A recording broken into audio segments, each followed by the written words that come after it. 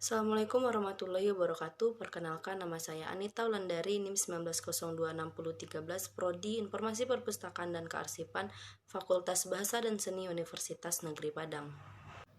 Arsip adalah catatan rekaman kegiatan atau sumber informasi dengan berbagai macam bentuk yang dibuat oleh lembaga, organisasi, maupun perseorangan dalam rangka pelaksanaan kegiatan.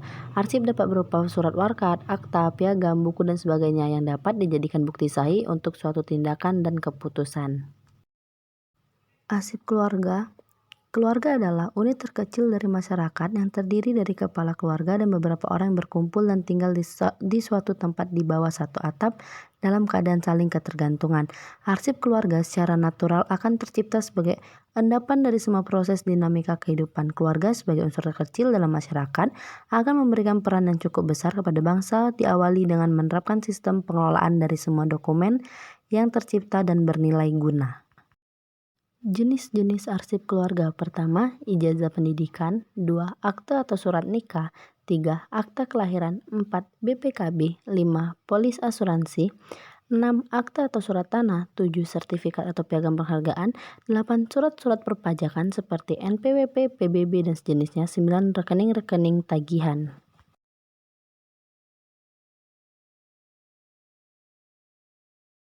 Pertama yang kita lakukan yaitu mengelompokkan arsip berdasarkan subjeknya, seperti sertifikat dengan sertifikat, raport, bukti pembayaran, ijazah, kartu keluarga, dan lain sebagainya. Itu yang sudah saya lakukan, saya sudah mengelompokkan sertifikat hasil ujian nasional dengan sertifikat hasil ujian nasional, surat-surat kuliah, akte kelahiran, ijazah, kartu keluarga, sertifikat, laporan hasil belajar, dan bukti pembayaran. Dikelompokkan seperti ini, kemudian dipisahkan mana arsip orang tua dan arsip anak. Sudah mengelompokkan mana arsip orang tua dan arsip anak. Seperti di sini, arsip ibu saya ada 2, arsip saya sendiri, arsip adik, arsip ayah. Untuk map ijazah, di sini saya mengelompokkannya di dalam satu map dan saya beri sekat. Saya tulis untuk ijazah ayah, ijazah ibu, ijazah saya sendiri, dan ijazah Miranda. Berhubung saya tidak di rumah, jadi saya lampirkan saja. Anggap saja ini ijazah ayah. Kita masukkan ke dalam map bagian tertera nama ayah ini. Lalu kita masukkan juga ijazah ibu, lalu ijazah saya sendiri, dan yang terakhir ijazah Miranda. Seperti inilah penampakannya. Mengetahui ada apa saja arsip di dalam map ini, maka dibuatlah daftar arsip seperti ini. Jadi dapat kita lihat arsip ayah itu ada ijazah SD, ijazah SMP, ijazah SMA, begitupun sampai ke Miranda gitu. Jadi mempermudah untuk mengetahui ada apa saja arsip di dalam map tersebut.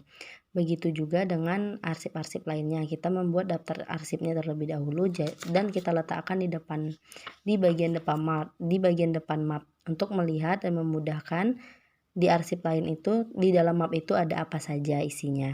Untuk map selanjutnya itu kita masukkan sertifikat-sertifikat yang ada ke dalam map. Tak lupa kita memberi label di atasnya agar mengetahui bahwa map ini berisi semua sertifikat di anggota keluarga kita.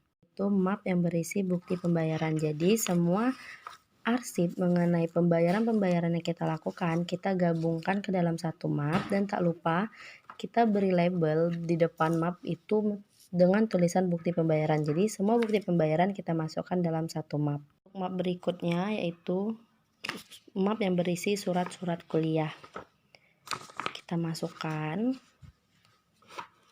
kita tutup, lalu tak lupa juga memberi label yang sama seperti yang sebelumnya itu, tapi dengan tulisan surat kuliah. Selanjutnya yaitu berisi KK dan akte kelahiran. Kenapa kartu keluarga ini digabung dengan akte kelahiran? Karena kartu keluarga itu hanya ada satu kan, jadi untuk menghemat tempat. Jadi kita masukkan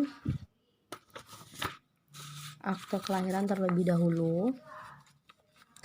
Tak lupa kita beri sekat agar menjadi pemisah antara akte dan kartu keluarga. Setelah diberi sekat, baru kita letakkan kartu keluarga. Lalu kita tutup mapnya. Tak lupa beri label. Lalu laporan penilaian hasil belajar baik punya Miranda ataupun punya saya sudah dipisahkan.